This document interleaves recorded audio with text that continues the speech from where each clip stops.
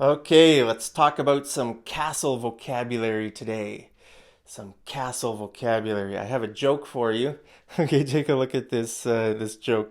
There's a sign, and the sign says "Drawbridge ahead." Okay, drawbridge ahead, and this guy is drawing the bridge.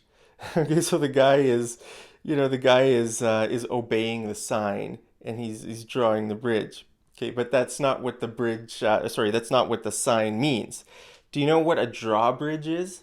A drawbridge. Okay, a drawbridge is a bridge that you can pull up. Okay, like it's very often part of a castle. You know, if a castle is being attacked, then the people in the castle can pull up the drawbridge to make the castle inaccessible to the enemies. Okay, so that thing is called a drawbridge, and the drawbridge goes over the moat. Okay, have you heard that word before? Moat? A moat is like a little river that goes around the castle to keep the castle safe. Because if you're attacking the castle, let's say you're attacking the castle with horses, or even if you're just attacking it with a sword, to go through the moat, that's hard, right? I mean, you'd have to swim through the water, and then if you're trying to go through the moat, then the archers, in the castle, the archers can shoot you while you're trying to go through the moat. Okay, so it's a good idea to keep the castle safe to have a moat and to have a drawbridge. Okay, so that's what a drawbridge is. So I would say that's what makes a castle sort of unique. Not every castle has a drawbridge, but a lot of castles do have a drawbridge. Now, you'll remember in the last lesson we talked about the difference between a castle, a palace, and a fort. Remember? So, what's the difference between those words? Now, sometimes words like this in English are sort of similar, right? And you might not know which to choose. And I don't know. Sometimes words like this in English can sort of be used interchangeably. There are some differences, but sometimes the lines between the words are sort of blurry. Okay, so like the castle and a palace. What's the difference? You might be traveling through Europe and you see a building and you're not sure if it's a castle or a palace. Okay, well, don't worry, that's happened to me too. So even native English speakers sometimes don't know the difference between some words in English. Now, I would say generally, what makes a castle unique is its vertical elements. Okay, I would say a castle has more vertical elements than a palace and a fort. If you've seen pictures of castles, right? They have these tall towers, in the castle. Usually palaces and forts don't have those kinds of things. So I would say generally castles are much taller than palaces and forts. Also, castles have big walls, usually, not always, but I think most castles have big walls that you can walk along, right? Those walls are called ramparts.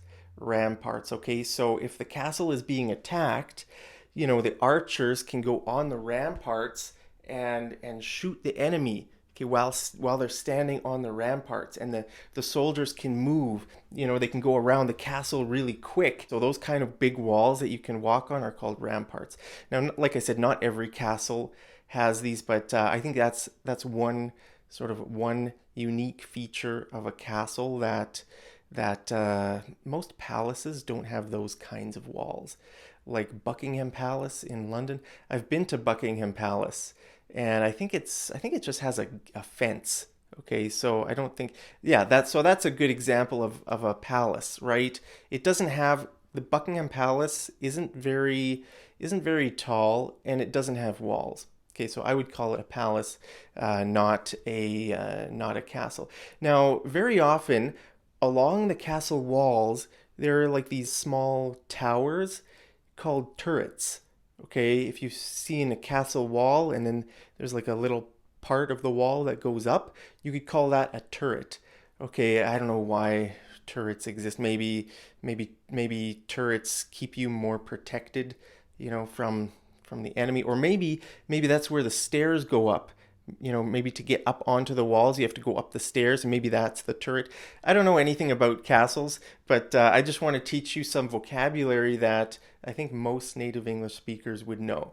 Okay, so I think most native English speakers would know like a word like turret. Maybe not all, but I think they would have that idea. When I hear the word turret, I think of like a castle, a little tower. Not the towers in the castle itself. Okay, the big tower. Usually castles have like one big piece in the middle of the castle, and that's called the keep. The keep. Okay, so if the castle is being attacked and the walls are breached, then people can run to the keep.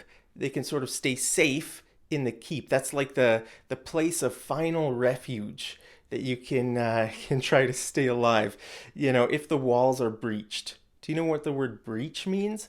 Breach means penetrated, right? If the enemy goes through the walls, you can shout to everyone, "The walls have been breached! Our walls have been breached!" That means the enemy has come through the walls.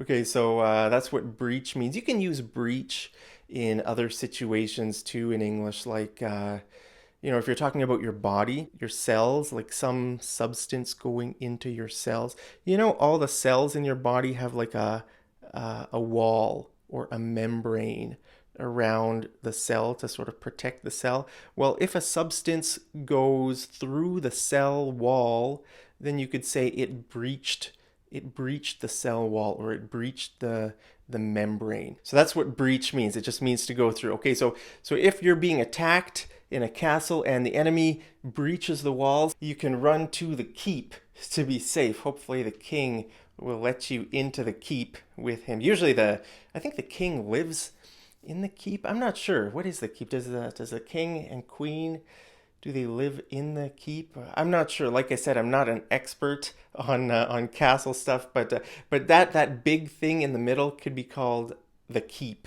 That's like the safest place in the castle. Okay. Oh, now what's the scariest place in the castle? Do you know what?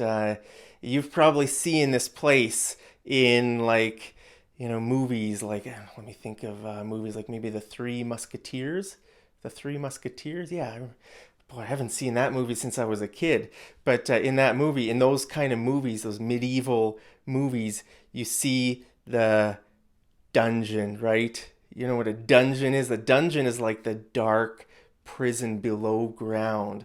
It's a very scary place. Yeah, I would not want to be in a dungeon. There are rats running around, and just that would be a scary place to be, in a dungeon of a castle. I don't know if I've ever been in a dungeon. Have you ever been in a dungeon? I've been to different castles in my life, but I don't remember going to a dungeon. At least not like the movies. In the movies, dungeons are just such scary places. So it's probably better that I have never visited a dungeon. But let me know, have you ever been in a dungeon? Now, if you want to attack a castle, okay, it's really hard to, it would be, the whole purpose of a castle is, to have a good place for defense. Okay, so the people in the castle aren't stupid. Okay, they know how to defend themselves. So you can't just go up to the castle with your sword and start trying to knock down the castle with your sword. Okay, you're gonna need something big to breach the castle walls, or you're gonna need something to go over top, right? And that's they have something called a catapult. Okay, so in those medieval times, remember in the last lesson I taught you the word medieval. That's the period from like maybe about 500 AD to 1500 AD, that period in the middle of history, sort of that, or not in the middle of history, but sort of in between the time of Jesus and the time that we are now, sort of in the middle of that period.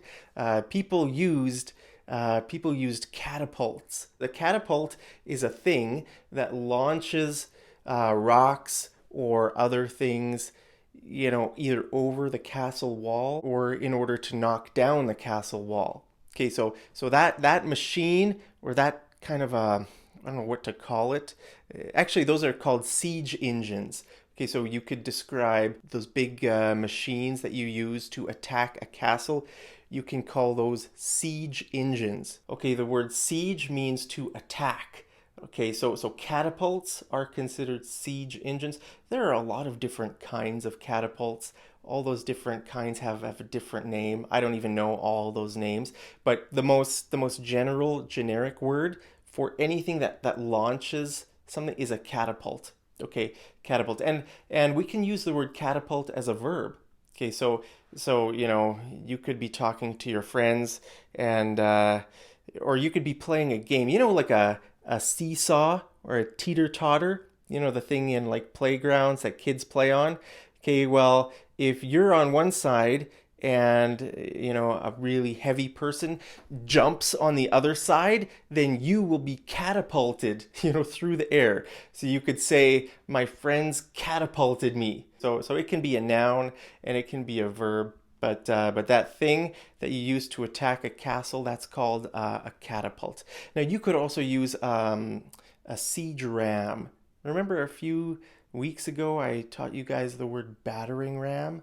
A battering ram is something you use to knock down or to break through the castle door. Castles have like big doors, and you can use a battering ram, and then when they get to the castle door, soldier like people on the wall, the enemy soldiers are going to try to shoot them with arrows or dump some rocks or hot tar on their heads, so they need to be sort of saved from that. So very often those battering rams have some sort of a roof or a covering. Okay, so you could call that a siege ram. Okay, the reason we use the word siege is because, again, we're talking about those kinds of vehicles, those big sort of heavy machines or heavy engines used to attack a castle. Okay, so when you think of big things attacking a castle, think of the word siege. With the castle door, would you call that a door or a gate? What's the difference between the words door and gate? Well, when I think of the word door, I think of something that's actually part of the building.